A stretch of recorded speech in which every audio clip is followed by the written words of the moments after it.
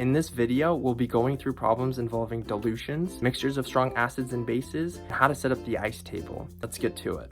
So with dilutions, you are adding water to decrease the concentration of something. A good example of this is if you had some sweet tea. If you want to decrease the sweetness of it, you just add more water. Instead of sugar, let's look at H+. Let's say we had this acidic solution in a beaker with a pH of 2. If we add water so that it rises to this higher point, the H+ won't just stay at the bottom. It will take up the space of the liquid. So now, instead of a pH of 2, we might have 4. This is because the pH is dependent on the concentration of H+ in the solution. Another way to think about concentration is the packing of H+.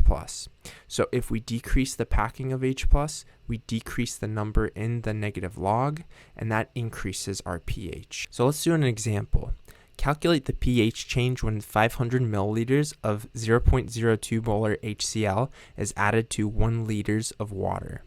First thing to notice is that we're starting with water, which is backwards to how we think of dilution, but that's okay. We know water has a pH of 7.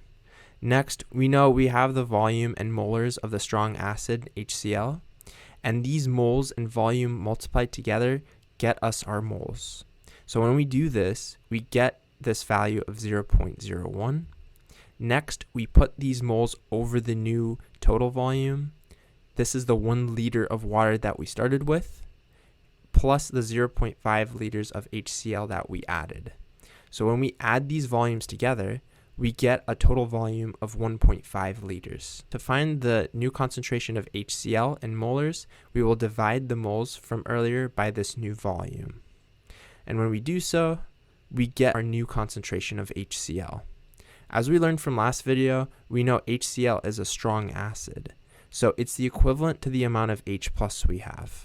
So all we have to do now is input this value into the pH equation, and that gets us our new pH. Finally, now that we know our initial and final pH, we'll find the difference. And that gets us a drop in pH by 4.82. Let's talk a little bit about the next concept. Whenever a strong acid and base come together, they cancel each other out by this process called neutralization. So let's say we had a strong acid in a beaker with a pH of 2, and in a small beaker, some base. If we add this base with the acid, the H+ and the OH- will come together to form water. And we know that water has a pH of 7. So if we had the same amount of OH- as H+, our new pH will be 7. But as we saw, the amount of OH was a little bit less. So there will still be some H+ floating around. Instead of the pH rising from 2 to 7, it might just rise to 5. Before we go into a practice problem, we'll be making an ice table, which stands for initial, change, and equilibrium. As you'll see, we'll have some equation which goes on top of the table, and little by little, we'll put in values for each part. As we're going through it, there's 2 important things to keep in mind. First is that everything is in the units of moles, and the second being to make sure to factor in the total volume by the end of the problem. So let's do an example. Determine the pH of a solution when 100 milliliters of 0.15 molar KOH is mixed with 150 milliliters of 0.15 molar HCl. So we know that KOH is one of our strong bases, HCl is one of our strong acids, and since this acid and base are being mixed, it's our signal to use the ice table. But before we use it, everything needs to be in the units of moles. Step 1 will be to determine the moles of what we can find. Starting with the KOH, we know the 0.15 molars times the volume will get us our moles. So once we put in the volume, we get this value for KOH. And the same process goes for the HCl. We'll save these values for later. Now we're ready to construct our table. To do so, let's first put in our equation. We know we're mixing KOH with HCl, and from earlier, we know this strong acid mixed with base forms H2O through the process of neutralization. If you're wondering, the O and H come from the KOH, the strong base, and the H is from the HCl. And whatever's left over is our new product.